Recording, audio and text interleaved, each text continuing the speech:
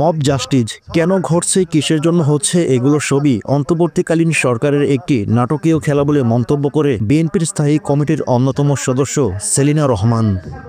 তিনি রোববার 1 জুন বিকেলে নরসিংদীর শহীদ রাষ্ট্রপতি জিয়াউর রহমানের 44তম শাহাদাত বার্ষিকী উপলক্ষে নরসিংদী জেলা মহিলা দল আয়োজিত আলোচনা সভা ও দোয়া মাহফিলে প্রধান অতিথির বক্তব্যে এমন মন্তব্য করেন।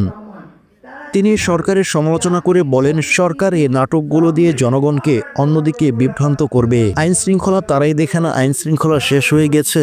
গুম খুন অত্যাচার বৃদ্ধি পায়, ডাকাতি হচ্ছে, ছিনতাইও বৃদ্ধি পাচ্ছে।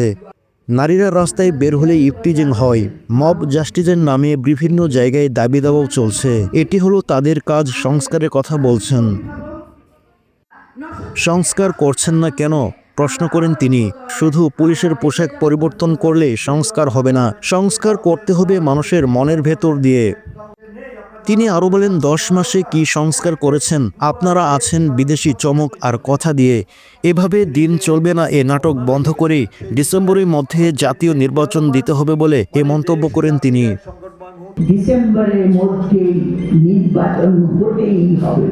আমরা নির্বাচনের জন্য বিএনপি যা করা দরকার, বিএনপি অবশ্যই সেটা করবে। সেটা কিভাবে করবে আগামী দিনে আপনারা জানতে পারবেন, কর্মসূচি আসবে।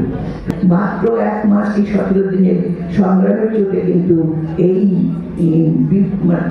গণ অভ্যুত্থান ঘটে নাই। এই আলোচনা শেষে দোয়াসহ খাবার বিতরণ ও ঈদ সামগ্রী বিতরণ করেন সেলিনা রহমান। জেলা শিশু একাডেমি মিলনায়তনে জেলা মহিলা দলের সভাপতি অ্যাডভোকেট উম্মে কুলসুম মায়ার সভাপতিত্বে অনুষ্ঠিত সভায় অন্যদের মধ্যে বক্তব্য দেন বিএনপির যুগ্ম মহাসচিব ও জেলা বিএনপির সভাপতি খায়রুল কবির খোকন, বিএনপির স্বনির্ভর বিষয়ক সম্পাদক বেগম শিরিন সুলতানা, জেলা মহিলা দলের সাধারণ সম্পাদক সালমা আক্তার স্বপ্না, আহমেদ প্রমুখ।